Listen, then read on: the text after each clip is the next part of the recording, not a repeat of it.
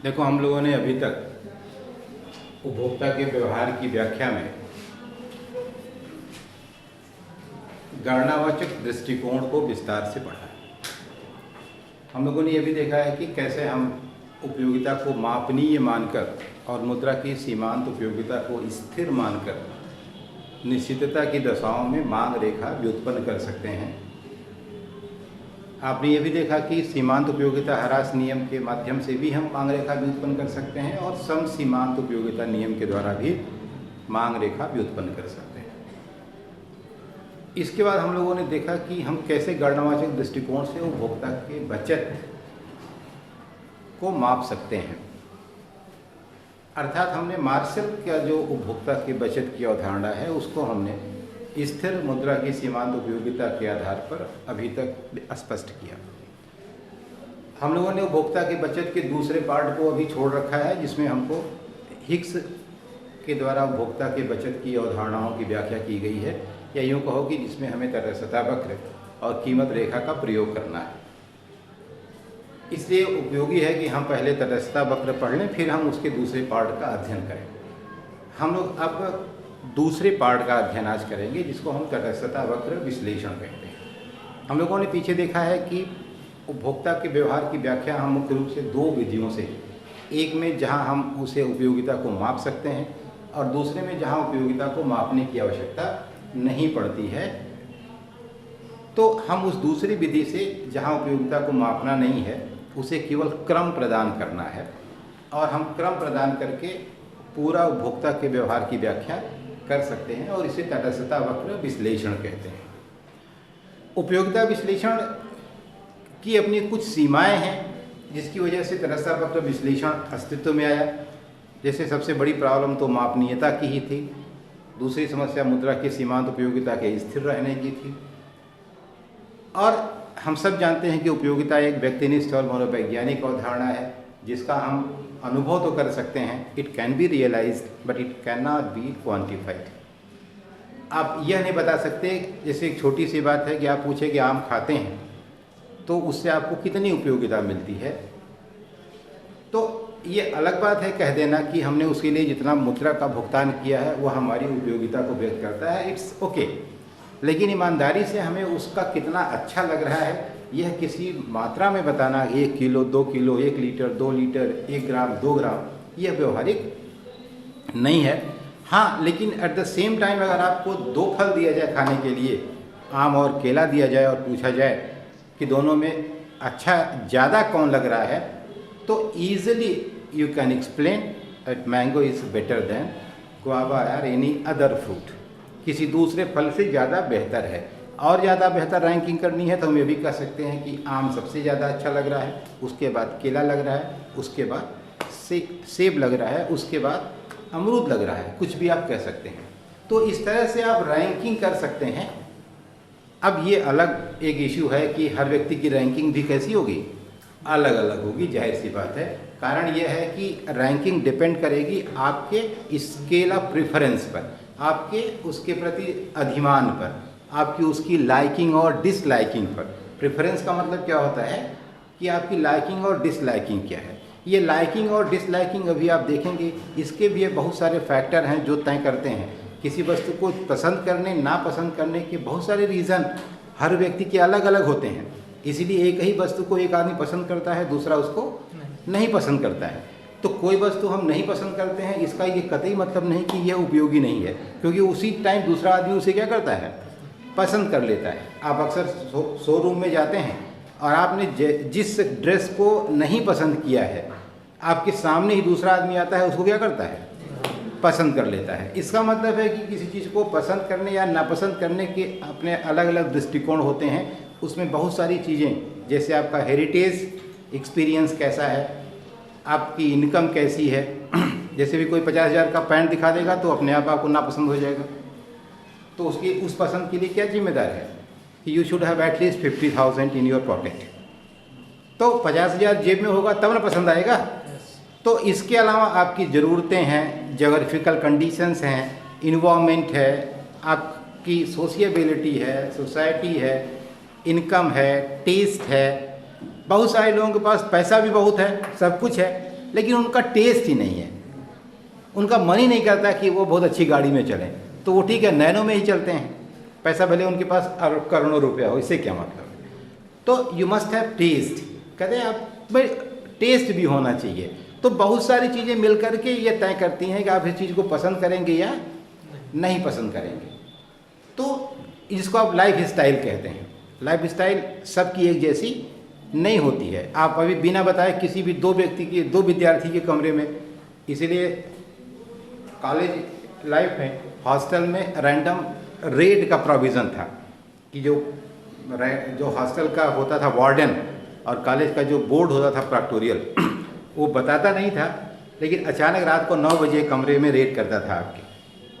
तो वो सिर्फ ये नहीं देखता था कि आप अच्छा काम कर रहे हैं बुरा काम कर रहे हैं, वो आपकी पूरी लाइफ स्टाइल देखता था कि आपका कमरा कैसा है, साफ़ सुथरा है कि नहीं, चीज़ें करीने से रखी हैं कि नहीं, सब कुछ व्यवस्थित है कि नहीं, कमरे में आप हैं कि नहीं, आप टीवी देख रहे हैं कि रेडियो बजा रहे हैं कि पढ़ाई कर रहे हैं, आप दोस्तों के साथ मिल करके गप तो नहीं कर रहे हैं। बहुत सारी चीज़ें, ये आपके ओवरऑल पर्सनैलिटी डेवलपमेंट का एक बहुत बड़ा पार्ट था। अब ऐसी चूँकि कोई आपके अंदर न तो किसी को दिखाने की उत्सुकता है ना डर है, तो आपका कमरा कैसा रहता है, पूरा मेस हुआ रहता है। पता चला कि सुबह जब आप कॉलेज के लिए तैयार होते हैं तो आपको 2 घंटे तो ये ढूंढना पड़ता है कि मोजा कहाँ है ना। तो ये कई तरीके से गड़बड़ है, आपके टाइम के पॉइंट ऑफ व्यू से, आपके लाइफ स्टाइल के पॉइंट ऑफ व्यू से, आपकी पर्सनालिटी के पॉइंट ऑफ व्यू से, आपकी पंक्चुअलिटी के पॉइंट ऑफ व्यू से। पता चला कि आपको 10 बजे पहुँचना था, आप 11 बजे तक मोजे ढूंढ रहे हैं ना। इसीलिए तरह तरह के लोग मिल जाएंगे। दूसरा लड़का आपको मिल जाएगा, सब कुछ बिल्कुल व्यवस्थित है, और रात को ही उसके हैंगर में pant shirt tie coat belt सब जूता मोजा ये जगह किनारे रखा है ना। ये कोई आश्चर्य की बात नहीं, आप लोग अपने को इसमें कहीं कहीं पा भी रहे होंगे। कुछ लोग अपने को वहाँ पा रहे होंगे, कुछ लोग अपने को वहाँ पा रहे होंगे। तो ये होना चाहिए कि not even a single minute you should waste. ऐसा प्रॉपर आपका मैनेजमेंट होना चाहिए कि एक एक मिनट आपका बहुत प्रोडक्टिव और यूज़फुल होना चाहिए। होता क्या, देखो सबके पास तो 24 घंटे हैं, वही 24 घंटे तो टाटा के पास भी है और वो इतना बड़ा आदमी बन गया। वही 24 घंटा हमारे आपके पास भी हैं, हम अपने खाने का इंतजाम नहीं कर पा रहे हैं। तो जाहिर सी बात है कहीं ना कहीं तो उस टाइम मैनेजमेंट में ही पैसा है। इसीलिए आज के ज़माने में पैसा कहाँ है, टाइम इज़ मनी, समय में पैसा है। तो आपको इसीलिए 24 घंटे में जो 24,000 घंटे का काम कर लेगा वो ज़्यादा पैसे वाला होगा ना।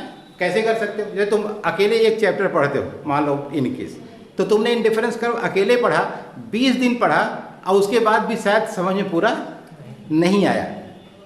अब उसका तरीका क्या है कि एक एक पार्ट 20 लोग पढ़ो। एक लोग इंडिफरेंस करो की परिभाषा पढ़ो, मान्यता पढ़ो, दूसरे लोग उसकी विशेषता पढ़ो, तीसरे लोग सीमांत प्रतिस्थापन की दर पढ़ो, चौथे लोग कीमत प्रभाव पढ़ो, पांचवें लोग प्रतिस्थापन प्रभाव पढ़ो, छठा कीमत प्रभाव को तोड़ो, और एक लोग उसकी आलोचना करो। और अब सब लोग अलग अलग जो पढ़े हो इकट्ठा बैठ करके एक दूसरे को समझा दो, तो पूरा इंडिफरेंस कर्व कितने दिन में खत्म हो जाएगा, एक दिन में। और मेरी गारंटी है कि अपने पढ़ने से जितना आता है उससे 100 गुना आपस में वाद विवाद, विचार विमर्श, तर्क कुतर्क, लड़ाई झगड़ा करने से आता है, एक दूसरे का मानने और ना मानने में आता है। इसीलिए जो डिस्कशन है क्लास की, जैसे हम तुमको जब आमने सामने पढ़ा रहे हैं तो हमारे तुम्हारे आमने सामने जो पढ़ाने का जो इफेक्ट है वह किसी भी कीमत पर ये वीडियो देखने पर तुमको इस वीडियो में तो आ सकता है, क्योंकि ये वीडियो भी कैसा जा रहा है, बिल्कुल जैसे तुम्हारे क्लास में जा रहा है वही। इसीलिए इसको बिल्कुल एडिट नहीं करते हैं, इसमें से एक शब्द नहीं हटाते हैं, ना अच्छा हटाते हैं ना बुरा हटाते हैं, कि ताकि जो देखे उसको एक्चुअल क्लास ही लगे। ठीक है, थोड़ी क्वालिटी बिगड़ जाए कोई बात नहीं, थोड़ा कंटेंट कम रहे कोई बात नहीं, चलेगा, लेकिन जो इसका स्वरूप है वह बिगड़ना नहीं चाहिए। तो कहने का मेरे मतलब यह है कि हमारा जो ये इंडिफरेंस कर्व है ये प्रेफरेंस की बात करता है। प्रेफरेंस से रैंकिंग तय होती है और प्रेफरेंस लाइकिंग डिसलाइकिंग की व्याख्या करता है। लाइकिंग डिसलाइकिंग बहुत सारे आपने देखा फैक्टर्स पर डिपेंड करता है, इसलिए हर व्यक्ति की अलग अलग लाइकिंग डिसलाइकिंग होती है। और यहाँ अच्छी बात यह होती है कि हमको अब मापने की ज़रूरत नहीं है। आई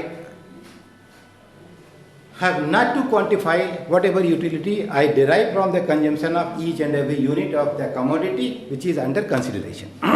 अब हम क्या करेंगे, सिर्फ हम रैंक बता देंगे कि आम से ज़्यादा मिलता है और सेब से कम मिलता है।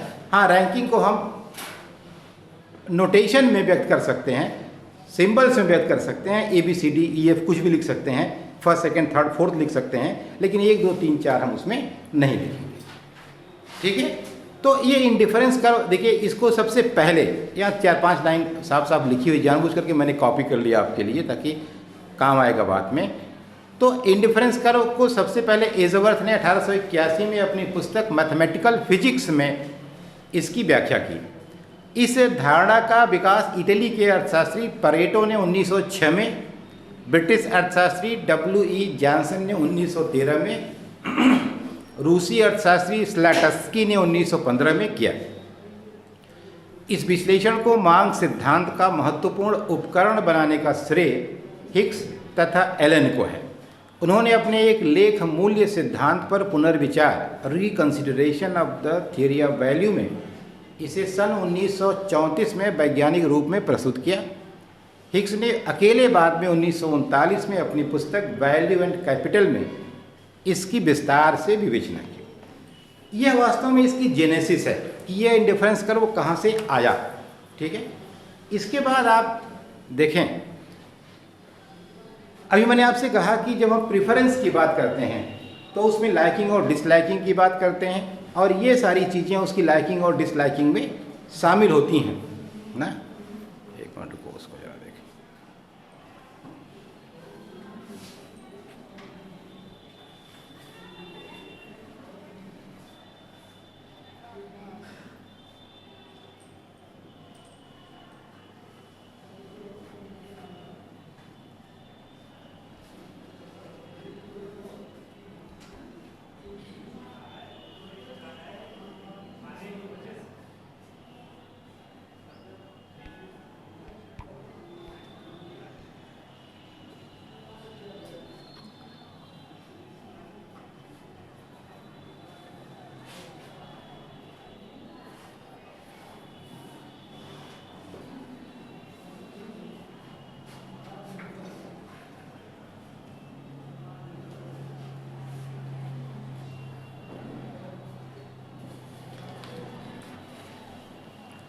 अब देखो, हमने अभी तक जितनी बातें कही आपसे बताई उनको हम आपको एक सिस्टमेटिक तरीके से पढ़ करके सुना देते हैं।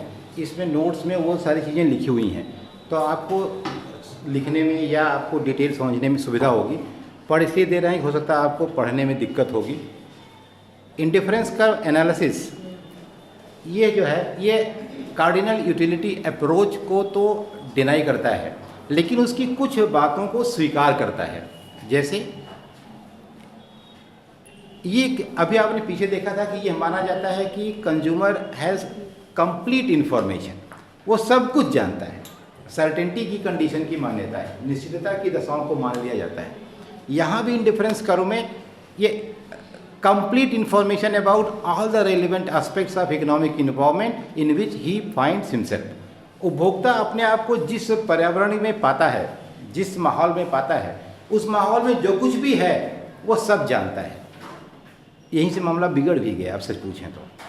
जैसे ही आपने यह मान लिया कि वो सब कुछ, जैसे तुम सब उपभोक्ता हो और जहाँ रहते हो यही इन्वायरमेंट है, तो क्या यहाँ की सारी बातें तुम जानते हो? सब कुछ का मतलब सब कुछ। पूछा गया चीनी कितने रुपये किलो, तो यू नो। पूछा गया मटर कितना रुपये किलो, तो तुम जानते हो। पूछा गया दूध कितना रुपये किलो, तुम जानते हो। क्या सही में सब कुछ जानते हो? ऐसा तो नहीं है ना। लेकिन यह मान्यता स्वीकार कर ली गई जो पहले भी मानी गई थी। It is also assumed that the consumer acts rationally. सबसे खराब बात तो यही है, यह हर जगह मान लिया जाता है कि उपभोक्ता विवेकशील है। मैंने आपसे बार बार कहा है, माना ही इसलिए जाता है क्योंकि वो नहीं होता है। अगर उपभोक्ता विवेकशील होता तो मानने की क्या जरूरत थी? जो व्यक्ति कसम खा करके कहे कि कसम से हम बिल्कुल झूठ नहीं बोल रहे हैं, इसका मतलब क्या हो गया कि वो पक्का है कि झूठ ही बोल रहा है। नहीं, कसम खाने की क्या जरूरत है भाई? तुम सीधे कह दो भाई हम सही बोल रहे हैं। वो समझना चाहेगा समझेगा, ना समझ जाए ना समझे, उसी की प्रॉब्लम है, हमसे क्या मतलब है। तो और जो कंटिन्यूटी की मान्यता है, जैसे उपभोग लगातार होना चाहिए, कोई भी सिद्धांत तब लागू होगा इकोनॉमिक्स का जब उसमें कंटिन्यूटी भी हो। जैसे खा रहे हो, सीमांत उपयोगिता ह्रास नियम लागू होता है, लेकिन शर्त क्या है कि तब तक खाओ जब तक पेट ना भर जाए। अब तुम एक रोटी खा करके देखे 3 घंटा टहल लें, फिर 3 घंटे बाद एक रोटी खा लिए, फिर 3 घंटे बाद खा लिए, तो दिन भर खाते रहोगे, पेट भरेगा? नहीं भरेगा। तो इसलिए कंटिन्यूटी की मान्यता को यहाँ भी स्वीकार कर लिया गया। अब उपयोगिता की ऑर्डिनल मेजरमेंट ऑफ यूटिलिटी, उपयोगिता का क्रमवाचक माप। Utility is a psychological feeling and is not quantifiable. जो आपने पीछे पढ़ा, ये मनोवैज्ञानिक अवधारणा है, इसे हम मात्रा में व्यक्त नहीं कर सकते, क्वांटिफाई नहीं कर सकते। Indifference curve analysis is quite reasonable and realistic. अब इसकी अच्छाई ये है कि जब हमने कह दिया कि इसे हम माप नहीं सकते, तो इसका मतलब इससे हम क्रम प्रदान करेंगे, और ये बात रियलिस्टिक भी है और एक्चुअल भी है। हम वास्तविकता और एक्यूरेसी के बिल्कुल करीब आ जाते हैं। ठीक है। अब देखो प्रेफरेंस हाइपोथेसिस या इंडिफरेंस अप्रोच क्या, वही अभी मैंने आपसे जो पीछे बताया कि प्रेफरेंस का मतलब लाइकिंग या डिसलाइकिंग। यूटिलिटी हो गया स्केल ऑफ प्रेफरेंस। आपका जो प्रेफरेंस स्केल है वो क्या है? जैसे आपने कहा कि ए आम सबसे अच्छा है, बी केला उसके बाद है, सी सेब उसके बाद है। तो ए बी सी जो आपका स्केल ऑफ प्रेफरेंस है, ये एक कॉम्बिनेशन आपके पास है जिसमें आप बता सकते हैं कि ए सबसे अच्छा है, बी उसके बाद है और सी उसके बाद है। Consumer will be able to say that he prefers A to B और बी टू ए। सबसे इंपॉर्टेंट बात यह है कि अगर ये इस तरह का एक स्केल आपको दिया हुआ है A B C D E F का, तो आप में ये क्षमता होती है कि आप कह सकते हैं कि ए बी से अच्छा है या बी ए से अच्छा है। आम केले से अच्छा है या केला आम से अच्छा है, ये आप कह सकते हैं। ठीक है। अब देखो ये जो ऑर्डरिंग है, जो हमने क्रम प्रदान किया ए बी और सी का, इस ऑर्डरिंग में अगर ये होता है कि ए कह सकते हैं आप कि ए जो है बी से अच्छा है और बी सी से अच्छा है, और फिर आप कह सकते हैं अगर कि ए बी सी में तीनों में से हमें कोई भी पसंद है और हमें कोई भी लेने में कोई आपत्ति नहीं है, तो जब यह कहा जाता है कि कोई भी ले लेंगे, ध्यान रखना इस बात को। जैसे हम पूछें तुमसे कि जैसे मैं ये कहूं कि अच्छा उपभोक्ता की बचत तुम में से कोई बताओ, any one of you can explain consumer surplus. ये वीक ऑर्डरिंग है। कैसी क्रमबद्धता है? ये कमजोर है। ये लड़का भी बता सकता है, अंतिम वाला भी बता सकता है। मतलब हम इसमें से किसी का भी आंसर स्वीकार करने को तैयार हैं। और लेकिन जैसे ही मैं कहता हूं please you tell me the definition of consumer surplus, अब इसका मतलब कि इस विद्यार्थी के अलावा किसी को चाहे जिसको आता भी होगा तब भी वो बता नहीं सकता। इसे ए टू जेड अगर अंग्रेजी का है, ए टू जेड, तो ए टू जेड का हर अक्षर A B C D E F G H strongly ordered है, अपने स्थान पर है और वहीं रहेगा। You cannot change the place of any letter of the alphabet. A को जेड की जगह नहीं लिख सकते और जेड को ए की जगह नहीं लिख सकते हैं। ठीक है। तो यह स्ट्रांग ऑर्डरिंग होती है। सबल क्रमबद्धता क्या होती है कि वहां जब हम कहते हैं कि हम ए को पसंद करते हैं, जैसे ही आप कहते हैं कि I prefer A to B, इसका मतलब यह है कि हमने ए को प्रेफर किया और बी को हमने रिजेक्ट कर दिया है। और अब किसी भी ऐसी दशा में जहां ये दोनों उपस्थित होंगे हम बी को स्वीकार नहीं कर सकते हैं। हमेशा किसको करेंगे? ए को। जैसे हम इनसे पूछें कि तुम अपने सबसे अच्छे दोस्त का नाम बताओ, इन्होंने कहा सर ये मेरे बगल में बैठे इनका नाम है। अब ये चाहे जब इनसे पूछा जाए अगर ये हैं वहां पर, ये ना हो तब ये इनको बता सकते हैं, क्योंकि ये इनसे इनके पास किसका नंबर है? इनका हो सकता है। लेकिन अगर ये हैं तब इस विद्यार्थी के होने पर आप ये नहीं बता सकते कि हमको कोई दूसरा पसंद है। अगर ऐसा है तब आपका व्यवहार संगत है, और ये इसका मतलब है कि आपकी ऑर्डरिंग भी कैसी है? ये मजबूत ही है। तो सबल क्रमबद्धता में हम स्थान परिवर्तन की गुंजाइश नहीं रहती, हम तटस्थ नहीं होते हैं, हम अपने अधिमान को उद्घाटित करते हैं, हम बताते हैं कि ये अच्छा है। जैसे पूछे कि छात्र संघ के चुनाव में किसको वोट देने जा रहे हैं, तो एक आपका जवाब होता है अरे ठीक है किसी को भी दे देंगे। इसका मतलब आप न्यूट्रल हैं, आप तटस्थ हैं, आपका किसी के प्रति कोई विशेष इंटरेस्ट नहीं है, मौका परिस्थिति पर आप किसी को भी वोट दे सकते हैं। लेकिन दूसरा जो व्यक्ति उसके सपोर्ट में जिंदाबाद मुर्दाबाद कर रहा है, उसे जब आप पूछेंगे तब क्या कहेगा, उसका क्लियर कट कॉन्सेप्ट है कि he has to vote in favour of that candidate at any cost. कुछ भी हो जाए वोट किसको देगा, यानी उसको पसंद कर रहा है और दूसरे कैंडिडेट को ना पसंद कर रहा है, उसे वो रिजेक्ट कर रहा है, सच पूछो ना। तो ये सबल। और अब ये जो लाइकिंग डिसलाइकिंग है, जो प्रेफरेंस का स्वभाव है, देखो यह basic nature of consumer preferences, ये हमारा जो बेसिक नेचर, ये हमारा पसंद नापसंद, ये हमारा स्वाभाविक स्वभाव है। ये ऐसा नहीं कि कहीं से ये पैदा होता है, स्वाभाविक रहता है, परिस्थितियों से थोड़ा इसका परिमार्जन हो जाता है। जैसे हम अच्छे से रहने के, बहुत सारे बच्चे हॉस्टल में रहो तो बहुत तरह तरह के बच्चे तुमको देखने को मिलते हैं। हॉस्टल की लाइफ वास्तव में आपको जीनी ही चाहिए।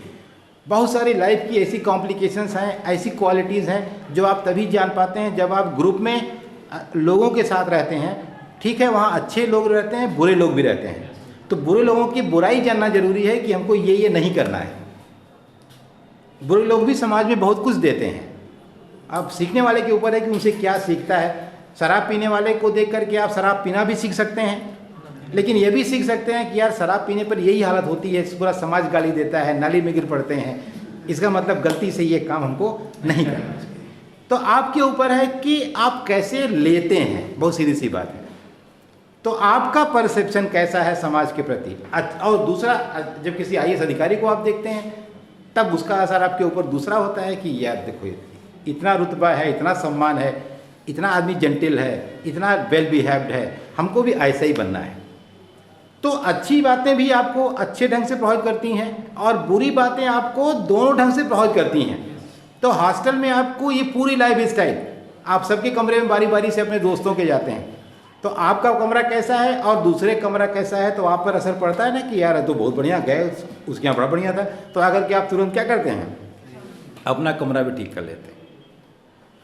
कहीं भी निकल करके कहीं भी खड़े होकर के आप चाय पी लेते हैं, लेकिन आपके बगल का एक विद्यार्थी है यार, वो तो कहीं कभी गलती से भी किसी दुकान पर चाय नहीं पीता है, वो बहुत बिल्कुल एकदम वेल टू डू, एकदम वेल ड्रेस्ड होकर के हॉस्टल से निकलता है, रिक्शे से बैठता है, अच्छी जगह जाता है, बढ़िया रेस्टोरेंट में बैठ के खाना खाता है। उसने कभी सड़क पर ठेले पर फुल्की नहीं खाई, मैंने नहीं देखा।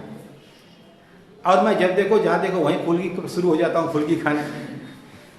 तो उसकी लाइफ स्टाइल भी तुमको क्या करेगी, ये इन्वायरमेंट है, जैसा देखोगे वैसा असर।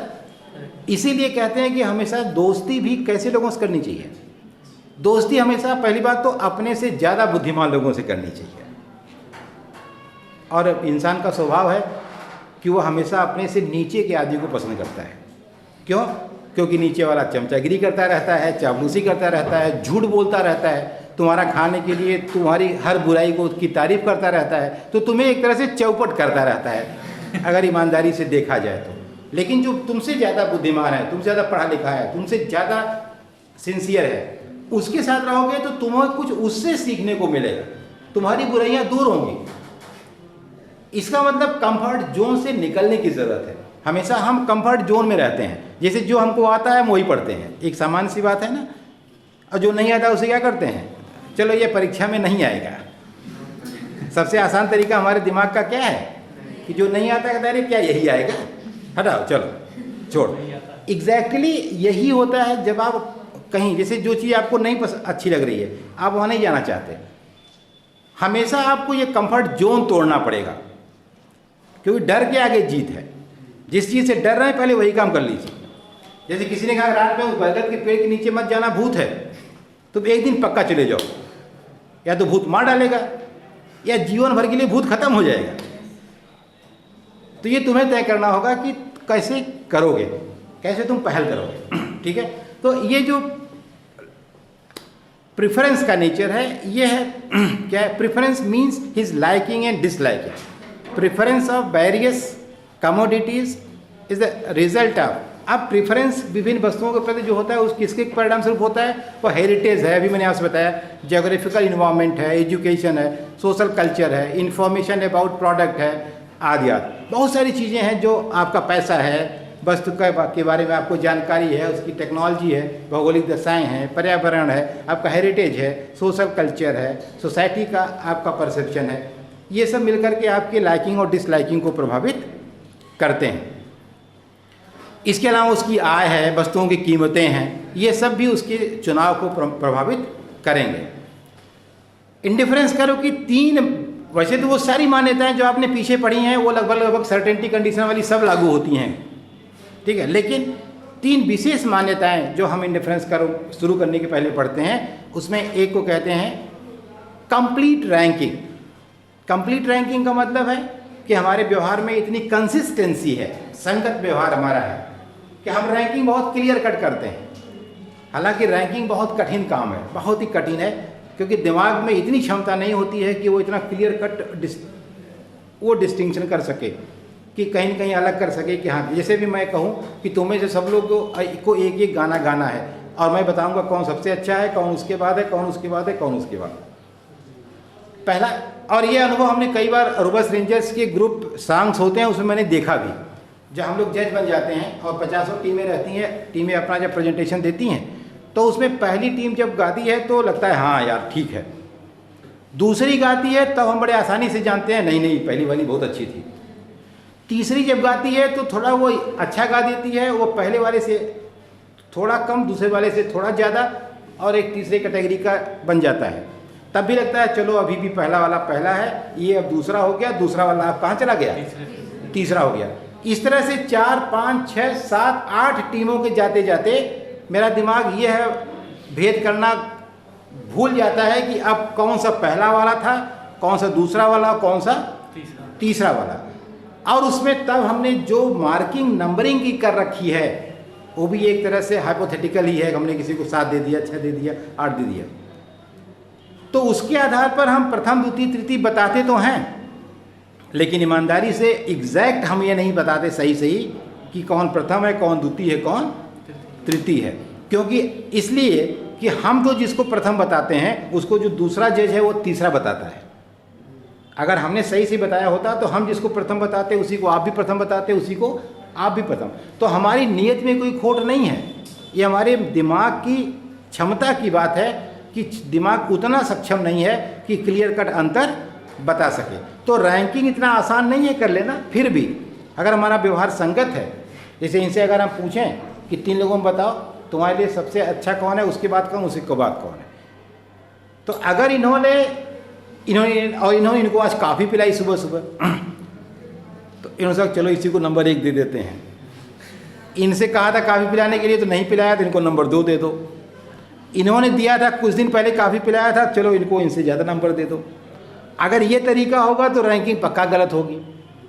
लेकिन अगर आप टाइम लेकर के ईमानदारी से और अपने निष्पक्ष तरीके से रैंकिंग करेंगे तो जिसको आप पहला बताएंगे वो हमेशा पहला ही रहेगा, जिसको दूसरा बताएंगे वो हमेशा दूसरा रहेगा, जिसको तीसरा बताएंगे वो हमेशा तीसरा रहेगा। तो ये जो कंसिस्टेंसी है आपके स्वभाव की, ये बहुत ज़रूरी है। तो संगत व्यवहार की मान्यता है, अर्थात अगर A is better than B संगत व्यवहार में, तो B कभी भी A से अच्छा नहीं हो सकता है। अगर आपने विवेकशील तरीके से इसका निर्धारण किया है तो आपने कोई पक्षपात नहीं किया है, आपने कोई गलती नहीं की है, आपने कोई जल्दीबाजी नहीं की है, आपने पूरे ईमानदारी से रैंकिंग की है।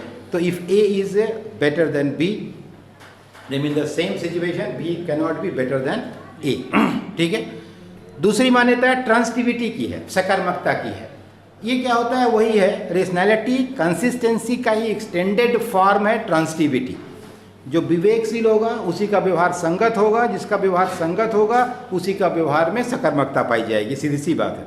जैसे अभी हमने दो की बात की, अब अगर हम 3 की बात कर दें, ये मान लो क्या कर दें, अगर हम ए बी और सी कर दें, तो अगर 3 है ए बी सी, तो यहाँ अगर ए आपने कहा बी से अच्छा है और बी सी से अच्छा है, तो इसका मतलब इतना आपका विवेकपूर्ण व्यवहार है, इतना कंसिस्टेंट बिहेवियर है कि जो आपने क्रम बनाया है वो एकदम ईमानदारी से है। और अगर एकदम ईमानदारी से है तो ए मस्ट बी बेटर देन सी, कि अगर ए बी से अच्छा है और बी सी से अच्छा है तो ए सी से भी अच्छा ही होगा, इसमें कोई दो राय नहीं है। और इस व्यवहार को हम क्या कहते हैं, इसको हम सकर्मकता कहते हैं, ट्रांसटिविटी कहते हैं। ठीक है। एक तीसरी मान्यता क्या है, नॉन सैटिएशन की। नॉन सैटिएशन का मतलब क्या होता है, गैर तृप्ति की मान्यता है। यह वास्तव में बहुत आसान सी बात है। गैर तृप्ति या नॉन सैटिएशन का मतलब यह होता है कि हमेशा उपभोक्ता बिगर बास्केट का चुनाव करता है in comparison to smaller basket. जैसे एक बास्केट है जिसमें दो वस्तुओं की दो दो इकाइयाँ हैं, 2x2 हैं, और दूसरे में 1x1 है। दो बास्केट है, एक में दो वस्तुएं, दो वस्तुओं की दो इकाइयाँ हैं और दूसरे में किसी वस्तु की एक ही इकाई है। तो किसका चुनाव करोगे? तो जाहिर सी बात है कि तुमको अगर कोई सामान इतना दिया जाए, कोई इतना दिया जाए, कौन सा लोगे? ये माना जाता है कि जो विवेकशील है वो हमेशा बड़े बास्केट का ही चुनाव करेगा। जो व्यक्ति विवेकपूर्ण नहीं है वह, क्योंकि बाकी चीज़ें सब सेम हैं, वही वस्तु है, उसी क्वालिटी की है, मात्रा केवल कम ज़्यादा है, बस ध्यान रखिएगा। ऐसा नहीं कि एक डब्बे में सड़ा अंडा रख दो, एक डब्बे में अच्छा अंडा रख दो, कह दो कौन सा लेंगे।